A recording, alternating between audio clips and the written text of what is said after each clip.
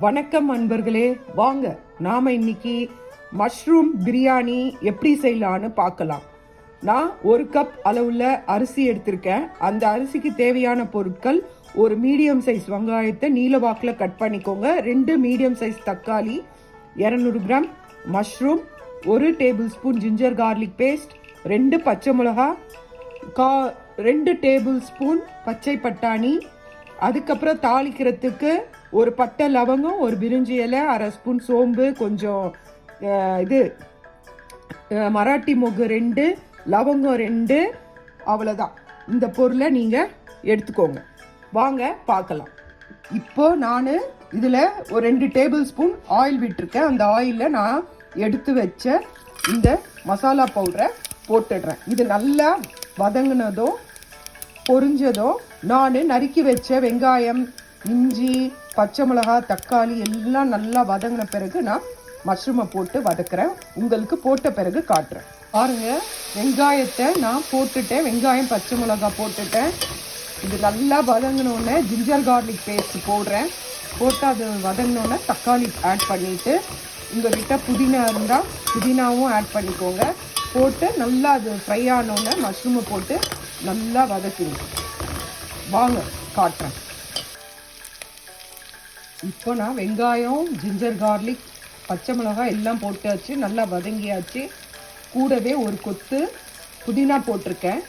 நாம் இப்போ தக்காளி ஆட் பண்ணி நல்லா வதங்கின பிறகு மஷ்ரூமை ஆட் பண்ணிவிட்டு நல்லா வதக்கலாம். வாங்க. தக்காளி போட்டாச்சு. பிரியாணிக்கு தேவையான மசாலா பொருட்கள்: 1 டீஸ்பூன் மிளகாய் பொடி, வெறும் மிளகாய் பொடி, 2 டீஸ்பூன் தனியா powder, 1/4 spoon garam masala, 1/4 spoon மஞ்சள் பொடி, 1/4 ஸ்பூன் ஜீரகத்தூள், தேவையான அளவு உப்பு.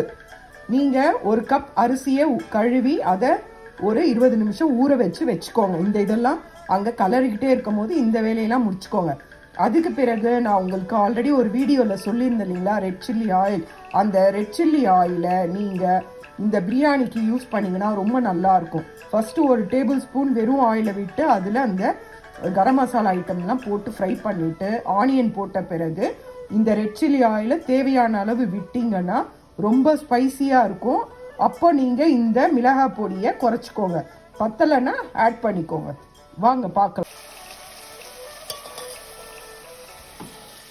பாருங்க, தக்காளி நல்லா வதங்கிடுச்சு. இந்த ஸ்டேஜில் நான் மஷ்ரூமை ஆட் பண்ணிக்கிறேன். மஷ்ரூம் ஆட் பண்ணிட்டேன். மஷ்ரூமும் பச்சை பட்டாணி ஆட் பண்ணிட்டேன். இது நல்லா வதங்கட்டும். நல்லா வதங்கின பிறகு ஒரு டேபிள் ஸ்பூன் தயிர் ஆட் பண்ணுங்க. அதுக்கப்புறம் நம்ம எடுத்து வச்சிருந்த காரத்தெல்லாம் இதில் போட்டு நல்லா வதக்கி விடலாம். மஷ்ரூம் நல்லா வதங்கிடுச்சு. நான் இப்போ தயிர் சேர்த்துருக்கேன். அதுக்கப்புறமா நாம் இதை ஒரு கலரி இதுக்கு தேவையான காரத்தை ஆட் பண்ணிடலாம். காரத்தை ஆட் பண்ணியாச்சு.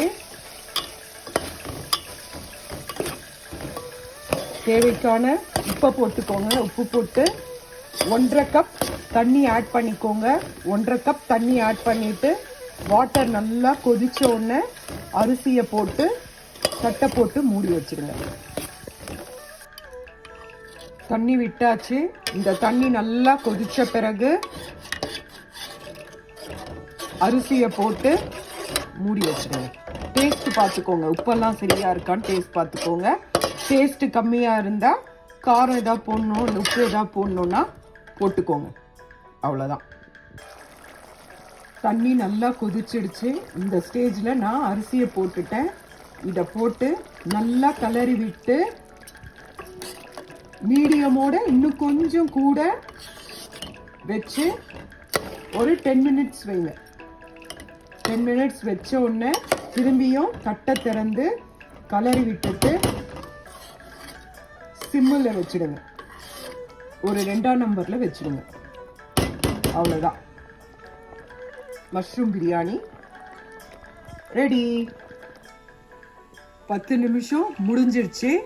இதை நல்லா ஒரு கலரி விட்டுட்டு என்ன பண்ணுங்கன்னா, ஃபுல்லுத்தையும் நல்லா கலரி விடுங்க. கலரி விட்டுட்டு இதை ஒரு சிம்மில் வச்சுட்டு ஒரு 15 மினிட்ஸ் பொறுத்து பாருங்கள். நல்லா சூப்பராக பிரியாணி ரெடி ஆகிடும். தட்டை போட்டு மூடி வச்சுட்டு அதுக்கு மேலே ஒரு வெயிட் வச்சுடுங்க. 15 மினிட்ஸ் பொறுத்து எடுத்தீங்கன்னா சுவையான மஷ்ரூம் பிரியாணி ரெடி. பாருங்க, சுவையான மஷ்ரூம் பிரியாணி ரெடி ஆயிடுச்சு. இது சுவைச்சு பாருங்க, சமைச்சு பாருங்க, சாப்பிட்டு மகிழுங்க. வெஜிடேரியன் விரும்புகிற அனைவருக்கும் இந்த பிரியாணி ரொம்ப பிடிக்கும். மஷ்ரூமில் நிறைய புரோட்டீன் இருக்குது, உடம்புக்கு ரொம்ப நல்லது. தேவையான சத்துக்கள் இதில் இருக்கிறனால மஷ்ரூம் பிரியாணி செஞ்சு பாருங்க, சாப்பிடுங்க. லைக் பண்ணுங்க, ஷேர் பண்ணுங்க, கமெண்ட் பண்ணுங்க. நன்றி, வணக்கம். இது உங்களுக்கு பிடிச்சிருந்தா கமெண்ட்ல எனக்கு சொல்லுங்க.